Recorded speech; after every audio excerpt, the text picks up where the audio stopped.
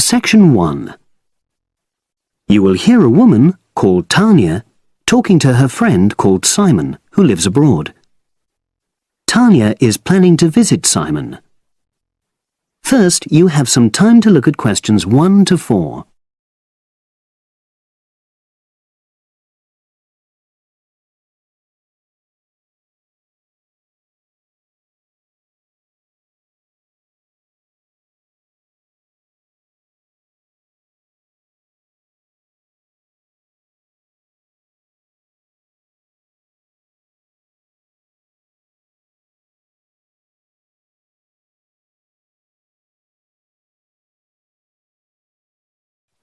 Now we shall begin.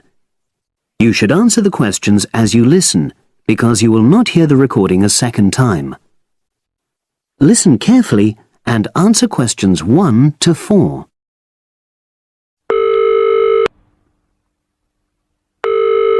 Hello? Hi, is that Tanya? Yes, Simon. Lovely to hear you. How are you? Very well, and we're so looking forward to seeing you. So am I. Now, I don't have a lot of time, I'm afraid, so I wanted to make sure we've got all your details. Have you confirmed your flights? Yes, I'm definitely coming on the 22nd of June. Excellent.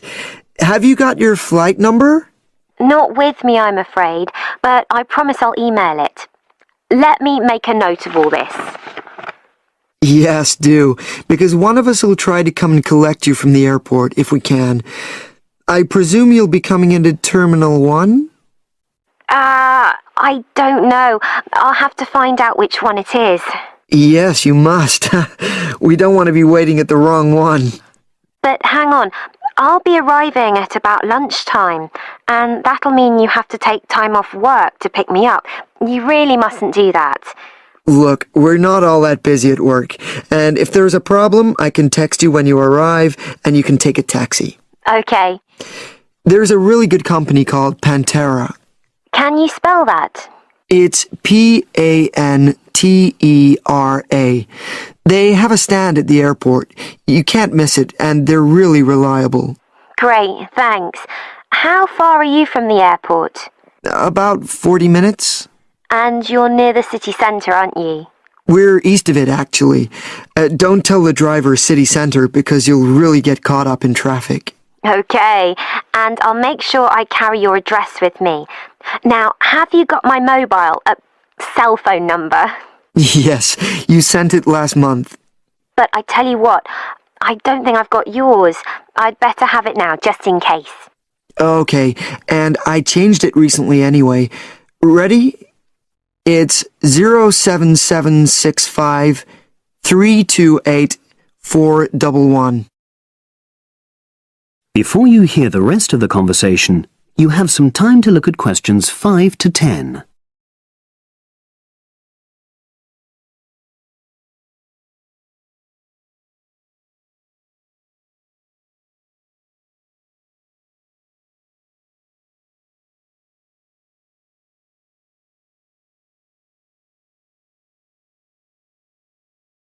Now listen and answer questions 5 to 10. Thanks. Now, what should I pack? Well, all the usual, casual clothes mainly. Though you'd better bring an evening dress. We'll be having at least one fancy dinner in a hotel restaurant. Okay, now, when you're coming, unfortunately the weather is not going to be brilliant. I know, it's the rainy season. I'm bringing an umbrella. We have tons of those, so don't pack one. But pack a raincoat, a good one, 'cause we'll try and get out for plenty of hikes. Okay, sure. Sounds super. Just what I love. And I'd better remember to pack my sturdy walking shoes. Excellent idea. It's pretty rugged round here, so they have to be tough. I can imagine. I'm so looking forward to getting out. Oh, Simon, before I forget, you recommended I read a book about your area. Yeah. What was the name again? I'd like to read it. to get an idea of the history, etc. It's called Mountain Lives, and it's... Hang on, I'm just writing it down. Okay. And it's by Rex Campbell.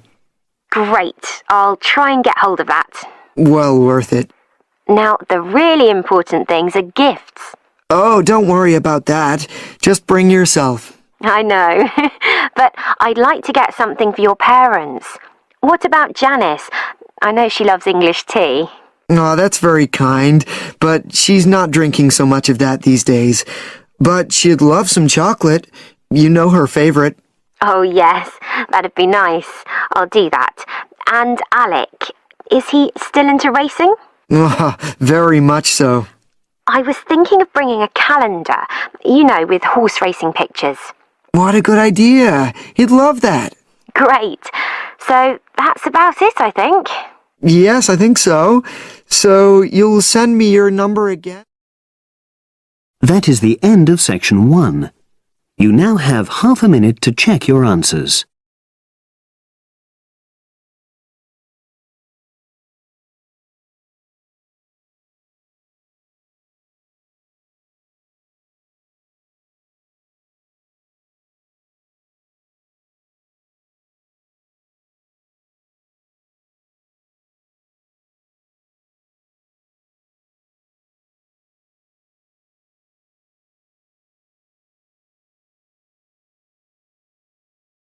Now turn to section 2.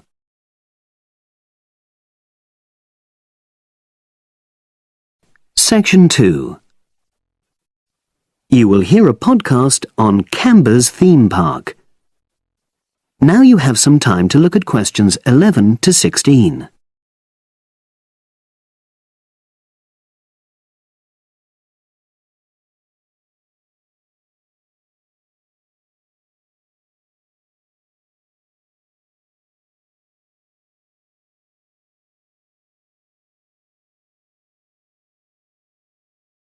Now listen and answer questions 11 to 16.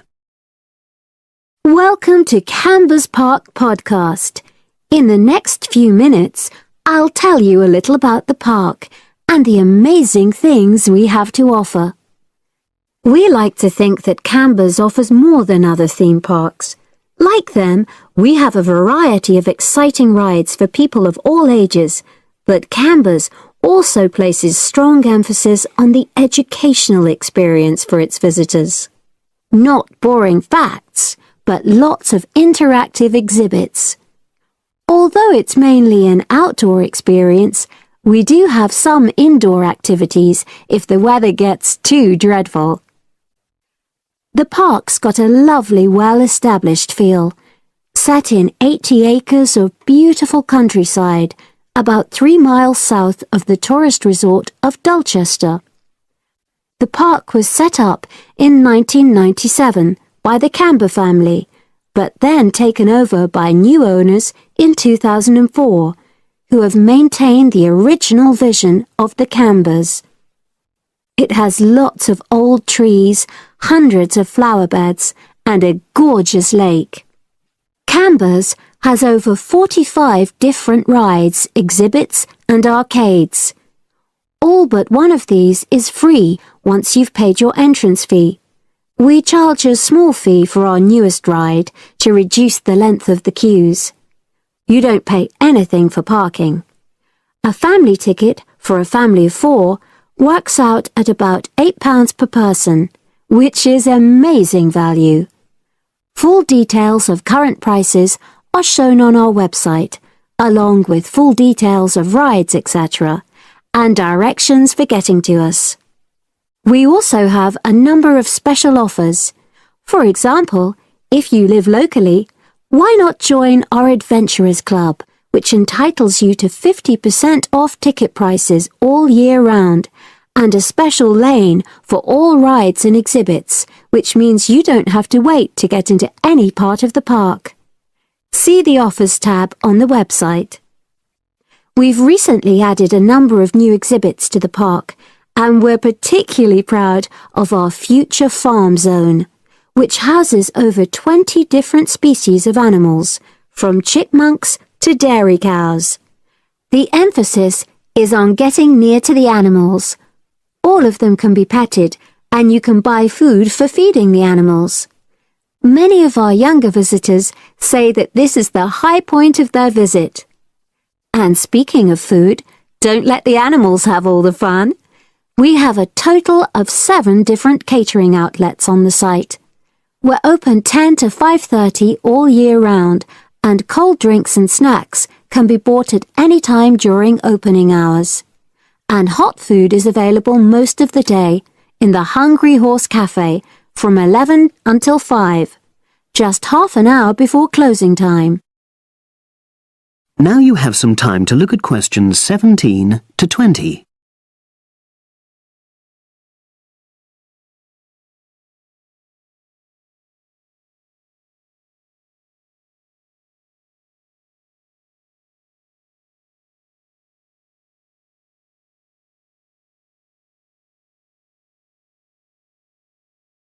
Now listen and answer questions 17 to 20. Now we want all our visitors to have an exciting time when they come to the park, but our first priority must be safety. Parents and guardians know their children's behavior and capabilities, but here at the park we have set certain conditions for each of the rides to ensure that all visitors get the maximum enjoyment out of the experience and feel secure at all times. There are 4 major rides at the park. Our newest ride is the River Adventure, which is designed to reproduce the experience of whitewater rafting. No amount of protective clothing would make any difference, so only go on this ride if you're prepared to get wet. Children under 8 can go on this ride, but all under 16s must have an adult with them. Not all of our rides are designed for thrills and spills. Our Jungle Gym roller coaster is a gentler version of the classic Loop-the-Loop, specially created for whole family enjoyment, from the smallest children to elderly grandparents, suitable for all levels of disability and health conditions. Carriages have comfortable seating for up to 8 people with safety belts for each passenger, which must be worn at all times. Sit back and enjoy the scenery. One of the best established and most popular of Canberra's rides is the massive swoop slide. Whiz down the polished vertical slide 9 meters in height and scream to your heart's content. There are no age or height restrictions. Be careful though, you must have on long trousers so you won't get any speed burns.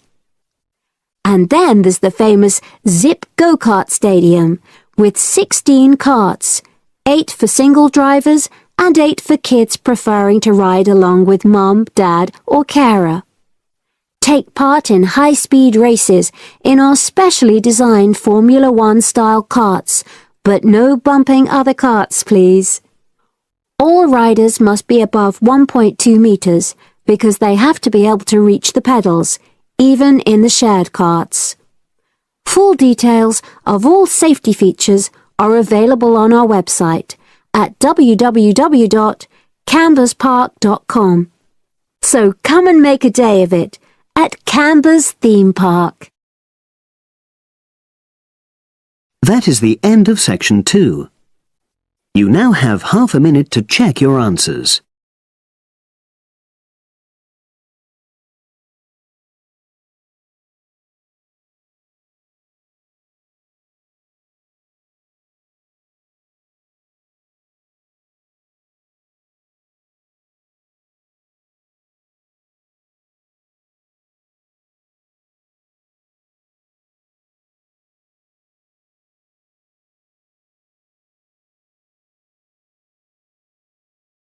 Section 3. You will hear 2 students, Ramil and Kirsten, discussing presenting a paper at an architecture conference. You now have 30 seconds to read questions 21 to 28.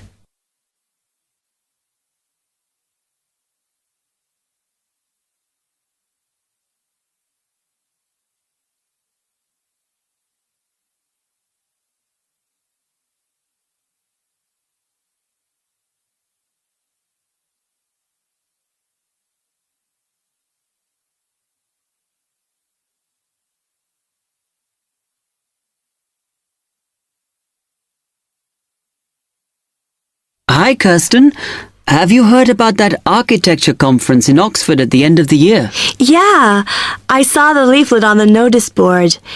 As it's my final year, I ought to try giving a paper, but I've got no idea how to go about it. Oh, I think you should go for it.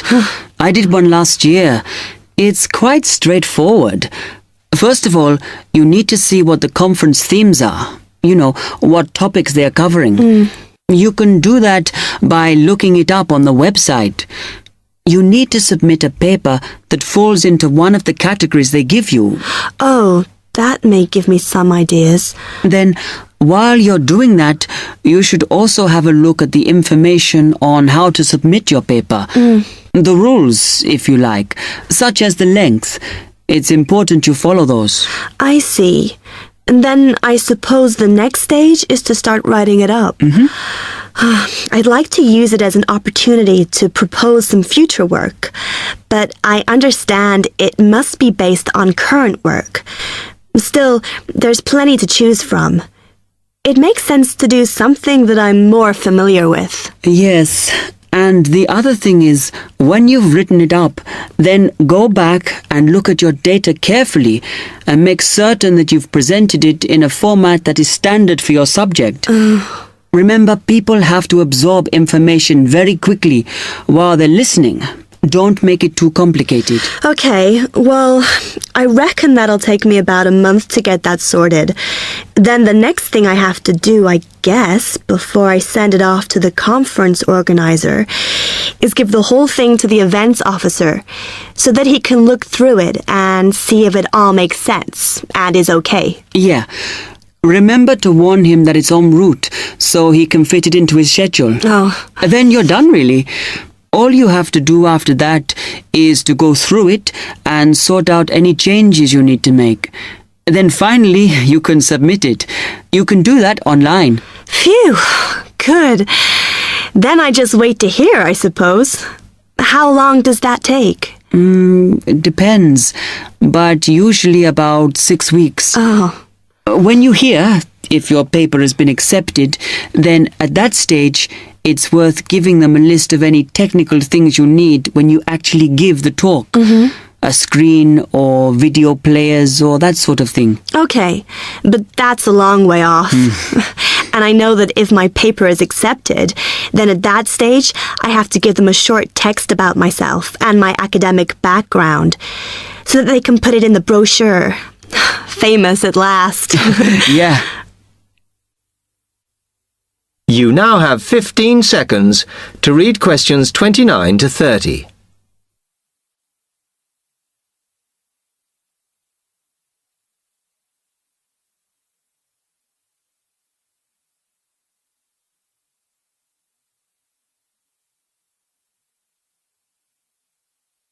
Right, well, I've got to get a couple of things sorted if I'm going to get this paper completed. Have you got enough data? Possibly. I'd like to reinforce some of it, though, so I thought I'd send out some more questionnaires.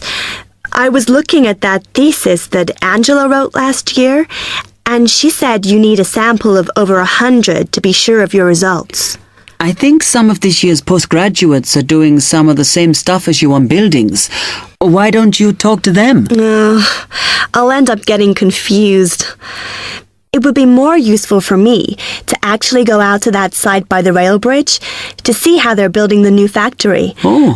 I managed to get hold of Professor Barnett at London University, and he said I should go out and take pictures.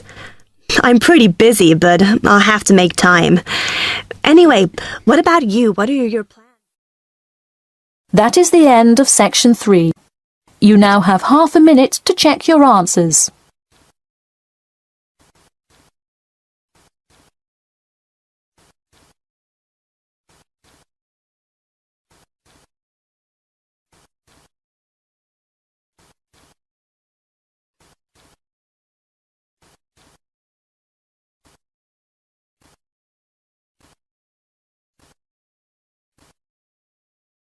Section 4.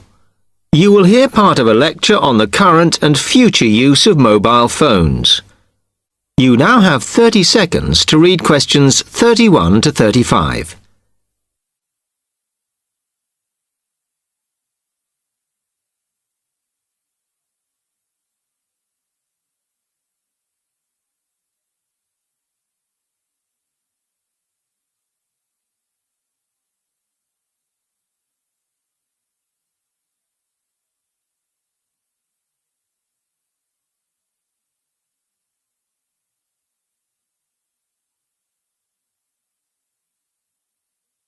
Okay, now today we're looking at changes in communication, and specifically changes that have just happened or are likely to happen in the next few years. Key to this is the mobile phone, which is increasingly being seen as an all-purpose system rather than just a phone. If you only use your phone for texting and making calls now, you will be amazed at how you'll be using it in the future. The technology has been developed for a range of other uses. For example, phones could be used so that if you are meeting someone and they get lost, you could send them a map of your location to help them. This will save all those complicated explanations over the phone and our poor friends or colleagues trying to drive and find out where they are at the same time. And if you get bored waiting, or if you're traveling, for example, you will soon be able to see TV news on your phone as it is actually being broadcast. This means that you won't have to miss any of your favorites if you were away for a few days. Most people have got used to texting now, and young people send pictures to each other. But what is exciting is the possibility of putting music with them before you send them. And it's not all frivolous. Phones are going to become even more critical in business and education. Some recent developments have a highly practical usage. So, for example, as lecturers, we will be able to send everybody a text to let them know if lectures have been cancelled. And the new phones could have a further use in education, as well as business, as they will enable us to go to any destination, such as when we are doing a field trip, for instance. And from there, to send data directly to a computer so that we can access it when we get home. This means we will no longer be limited by what the phone can store. You now have 30 seconds to read questions 36 to 40.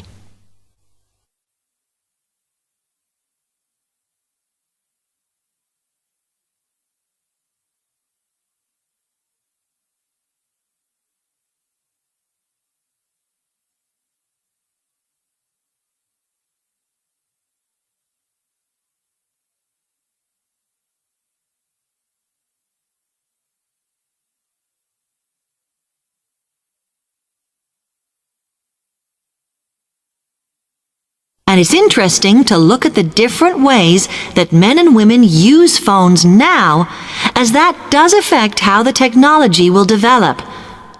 Some research has been done on how people use phones, and some of the results are surprising.